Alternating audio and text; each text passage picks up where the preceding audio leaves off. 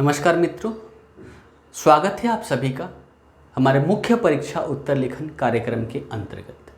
आज से हम मुख्य परीक्षा उत्तर लेखन कार्यक्रम के अंतर्गत वीडियो क्लासेस प्रारंभ कर रहे हैं और एक वीडियो के माध्यम से एक प्रश्न का उत्तर क्या होना चाहिए, क्या क्या इसमें सम्मिलित करना चाहिए, वो सारी चीज़ों पर हम यहाँ पर डिस्कस करेंगे, है ना। तो मुख्य परीक्षा उत्तर लेखन कार्यक्रम से संबंधित, है ना, आप मुझसे जुड़ सकते हैं। यहाँ पर प्रतिदिन एक प्रश्न आपको मिलता है, केवल संडे को छोड़कर, है ना। यानी कि एक सप्ताह में 6 प्रश्न आप सभी को मिलते हैं।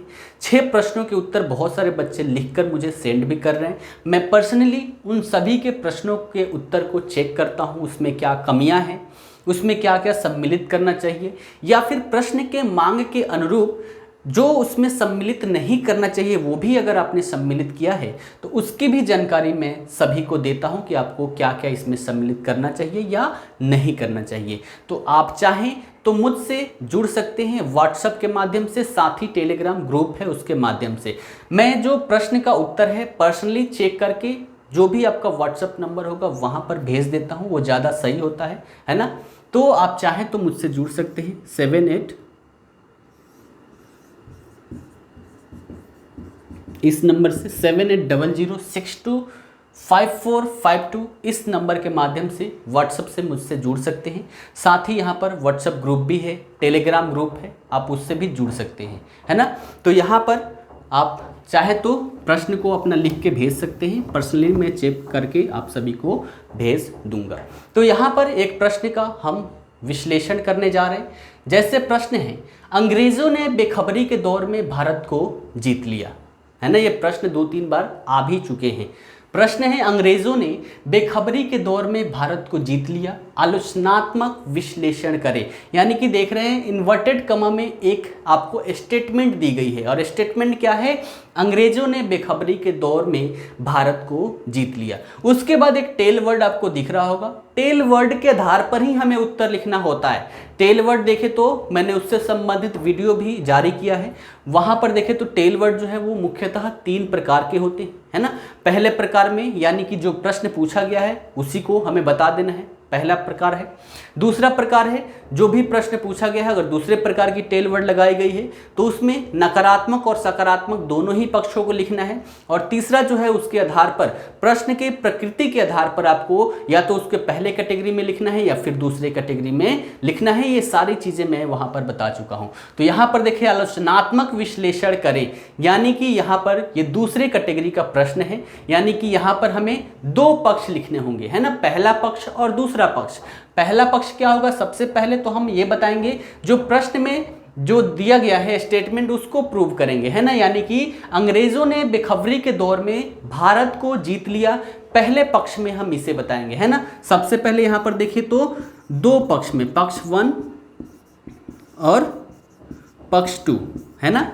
इससे पहले मैं बता दूं कि जो भी हम उत्तर लिखते हैं उत्तर का 3 पार्ट होता है मुख्यतः, इंट्रोडक्शन, मुख्य भाग और फिर निष्कर्ष, है ना। तो सबसे पहले इंट्रोडक्शन में जो भी प्रश्न में पूछा गया है उसको ऐसा बताना होता है कम शब्दों में कि आगे हम उत्तर में क्या लिखने जा रहे हैं वो सारी चीज़ों का झलक वहां पर मिल जाए, है ना। तो ऐसा आपको इंट्रोडक्शन देना है। मैं मुख्य भागों की बात कर रहा हूं, और मुख्य भागों में बात करें तो 2 पक्षों के रूप में हम इसका उत्तर लिखेंगे। पहला पक्ष यहां पर, यानी कि प्रश्न क्या है, अंग्रेजों ने बेखबरी के दौर में भारत को जीत लिया, ऐसा किसी भारतीय इतिहासकार के द्वारा तो नहीं बोला जाएगा। यानी कि यहां पर जो पहले पक्ष में है वो ब्रिटिश इतिहासकारों की बातों को हम यहां पर रखेंगे,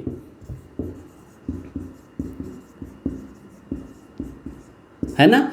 तो जो पहला पक्ष है, पहला पक्ष ब्रिटिश इतिहासकारों को रखेंगे। इसमें जो भी साम्राज्यवादी इतिहास से संबंधित जितने लेखन हैं वो उसकी बातें, साथ ही यहाँ पर जो उपनिवेशवादी इतिहास लेखन है, दोनों तो एक ही है ना। तो साम्राज्यवादी हो या फिर उपनिवेशवादी इतिहास लेखन हो, उससे संबंधित जितने भी इतिहासकार हैं उनके जो भी उनके द्वारा बातें कही गई है वो पहले पक्ष में लिखेंगे। तो इसकी बातें हम यहाँ पर पोस्ट कर देंगे। लेकिन दूसरे पक्ष में हम क्या, भारतीय इतिहासकारों को लिखेंगे।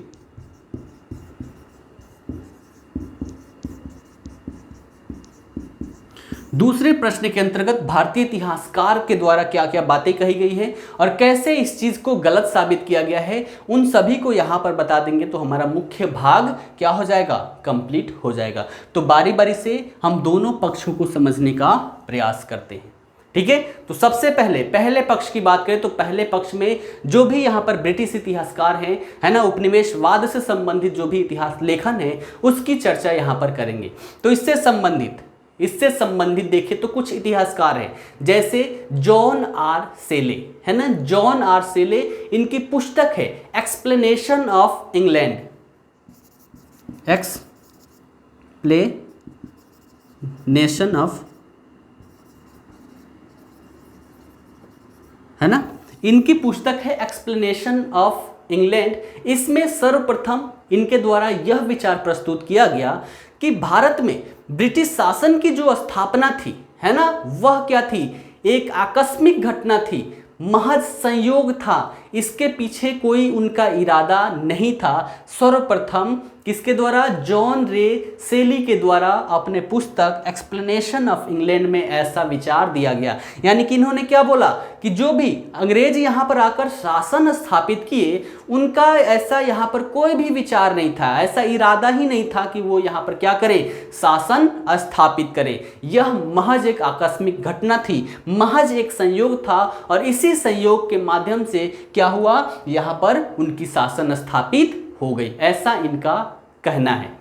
ठीक है, उसके बाद यहां पर ये जो स्टेटमेंट है वो यही देखा जाए तो ये जो पुस्तक है यहां पर यहीं से ये विचार उभर के सामने आता है। उसके बाद अगले इतिहासकार हम यहां पर देख सकते हैं, जैसे हमारे हैं रामसे मूर, है ना, इन्होंने अपनी पुस्तक में, इनकी पुस्तक है द हिस्ट्री ऑफ ब्रिटेन, इन्होंने अपनी पुस्तक में, इनके पुस्तक का नाम है the history of Britain India, है ना, इसमें इन्होंने इस प्रकार विचार प्रस्तुत किया है कि यह घटना सुनियोजित घटना नहीं थी, और उन्होंने यह भी कहा है कि ईस्ट इंडिया कंपनी अपनी इच्छा के विरुद्ध यहाँ पर शासक बन बैठे। यानी कि ईस्ट इंडिया कंपनी का यहाँ पर कोई इच्छा नहीं था कि अपना शासन यहाँ पर स्थापित करे, उनकी इच्छा ना होते हुए भी इच्छा के विरुद्ध यहाँ पर क्या हो गए, शासक यहाँ पर बन बैठे, और अगर बन भी गए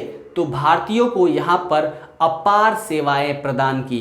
किनका कहना है, रामसे मूर का ऐसा कहना है। उसके बाद अगले इतिहासकार यहाँ पर है पीजे मार्शल, है ना, पीजे मार्शल, इनका विचार है कि भारत में ब्रिटिश विजय न ही नियोजित थी और ना ही ब्रिटेन से निर्देशित थी, ऐसा इनका कहना है ना।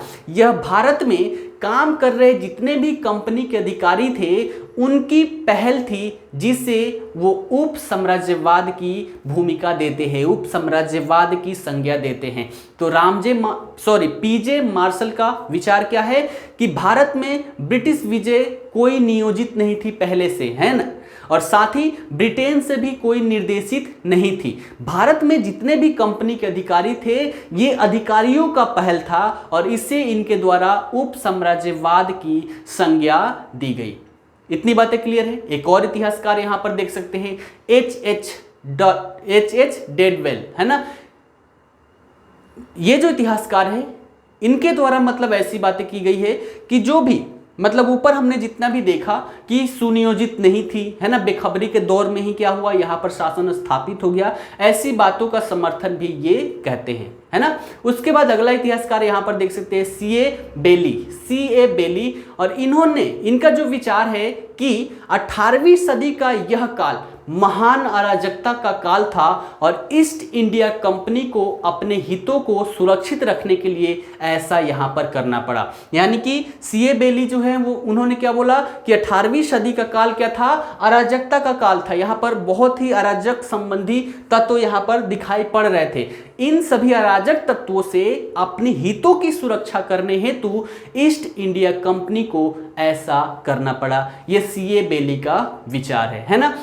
उनके अन्य विचारों में देखें तो अन्य विचारों में भी ऐसी बातें कही गई है, जैसे कि भारत में ब्रिटिश शासन की स्थापना ब्रिटिश और भारतीय जो व्यापारी थे, साथ ही बैंकर जो थे और यहाँ पर देखें तो 19वीं 18वीं 19वीं शताब्दी के जो भी उच्च वर्ग के लोग थे, इन सभी के साथ सहयोग से यहाँ पर क्या हुआ, अंग्रेजी शासन की स्थापना हुई। हालांकि सहयोग की बात करें तो सहयोग में प्रारंभिक चरण में कुछ तनाव की स्थिति यहाँ पर देखने को मिलती थी। तो सीए बेली के यहाँ पर दो विचार महत्वपूर्ण हो जाते हैं। पहला कि 18वीं सदी में 18वीं सदी का जो काल था अराजकता का काल था, और उनसे अपने हितों की सुरक्षा करने हेतु ईस्ट इंडिया कंपनी को ऐसा करना पड़ा। और दूसरा विचार क्या है कि यहाँ पर ब्रिटिश शासन की स्थापना हुई केवल ब्रिटिश शासन के द्वारा नहीं, बल्कि यहाँ पर जो उच्च वर्ग थे, है ना, भारतीय व्यापारी थे, बैंकर थे, इन सभी के सहयोग से भारत में ब्रिटिश शासन की स्थापना हुई। ठीक है, ये दो चीजें हैं। तो इतनी सारी बातें अगर हम पक्ष 1 में लिख देते हैं तो हमारा पक्ष 1 क्या हो जाएगा, कंप्लीट हो जाएगा, है ना। उसके बाद पक्ष 2 की बात करें, यानी कि कौन, भारतीय इतिहासकार। तो भारतीय इतिहासकार क्या क्या यहाँ पर बातें कहें, उनसे संबंधित हम कुछ चर्चा कर लेते हैं। जैसे यहाँ पर जो कंपनी थी, कंपनी व्यापारिक कंपनी थी और व्यापार करने के लिए भारत में आई थी, लेकिन दूसरी ओर कंपनी एक ब्रिटिश एजेंट के रूप में भी थी, और ब्रिटेन एक पूंजीवादी था। ठीक है, ब्रिटेन पूंजीवादी देश था, साम्राज्यवादी शक्ति था।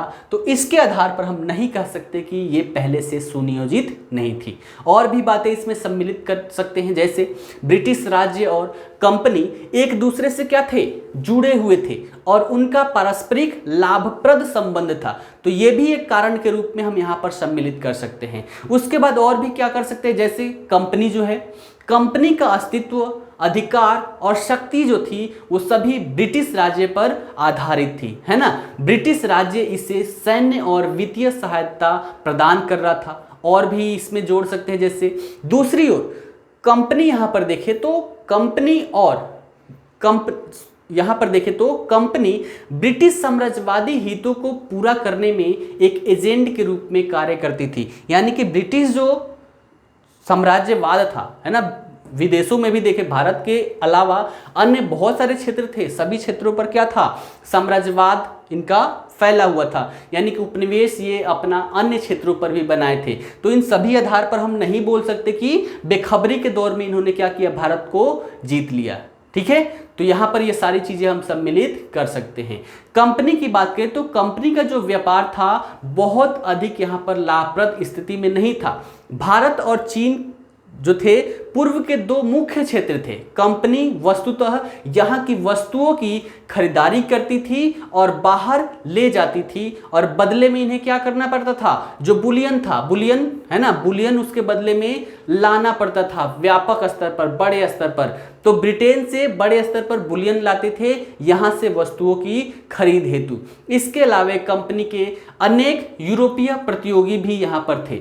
ठीक है, तो ये सारे कारण हम यहाँ पर सम्मिलित कर सकते हैं। शुरुआती चरण में कंपनी में देखें तो जो छूट रियायत थी, छूट रियायत के माध्यम से यहाँ पर व्यापार को प्रोत्साहित करने की नीति यहाँ पर अपनाई गई। और 18वीं सदी में जब मुगल साम्राज्य यहाँ पर देखें तो जब पतनोन्मुखी होने लगा और राजनीतिक परिस्थितियां इनके अनुकूल हो गई कि अपनी शासन यहाँ पर स्थापित कर पाए, तो ऐसे समय काल पर क्या हुआ, ऐसे समय काल पर इन्होंने इसका फायदा उठाया, है ना। कंपनी ने इन क्षेत्रों पर अपना नियंत्रण यहाँ पर स्थापित करना प्रारंभ कर दिया गया, और साथ ही उसके माध्यम से जो राजस्व है, राजस्व की प्राप्ति यहाँ पर होने लगी, और उन्हीं राजस्वों से अपने जो व्यापार हित थे उन व्यापार हितों की सुरक्षा यहाँ पर किया जाने लगा। उस दिशा में यहाँ पर प्रयास किया जाने लगा। जब यहाँ से राजस्व बड़े स्तर पर मिलने लगे तो जो व्यापार हेतु ब्रिटेन से बुलियन लाना पड़ता था वो बुलियन अब यहाँ पर नहीं लाना पड़ता था। यानी कि भारत के पैसे से ही भारत से सामान खरीद के वो लोग कहां भेज रहे थे, ब्रिटेन भेज रहे थे, है ना। ये सारी चीजें हम यहां पर सम्मिलित कर सकते हैं। और देखना चाहे तो यहां पर और भी अंतिम में हम बता सकते हैं, जैसे प्लासी हो गया, प्लासी का युद्ध, बक्सर का युद्ध, अवध को बफर के रूप में इस्तेमाल करना, ये सारी चीजें जो थी, नवाब के पद को समाप्त करना, है ना, सहायक संधि लाना, ये सारी चीजों के माध्यम से इन सभी के आधार पर हम बोल सकते हैं कि भारत में जो ब्रिटिश शासन की स्थापना हुई, है ना, अंग्रेजों ने भारत को जो जीत लिया वो बेखबरी के दौर में नहीं था, बल्कि पहले से एक सुनियोजित पहल की दिशा में संकेत करते हैं। ठीक है, तो ये सारी चीज़ें अगर हम यहाँ पर सम्मिलित कर ले तो हमारा उत्तर क्या हो जाएगा, पूर्ण हो जाएगा, है ना, और एक अच्छा उत्तर नंबर हम यहाँ पर प्राप्त कर सकते हैं। ठीक है, तो आशा करता हूँ ये आपको समझ में आया होगा और सारी चीज़ें इसके आधार पर आप इस प्रश्न का उत्तर लिखने का प्रयास करें। ठीक है, चलिए धन्यवाद।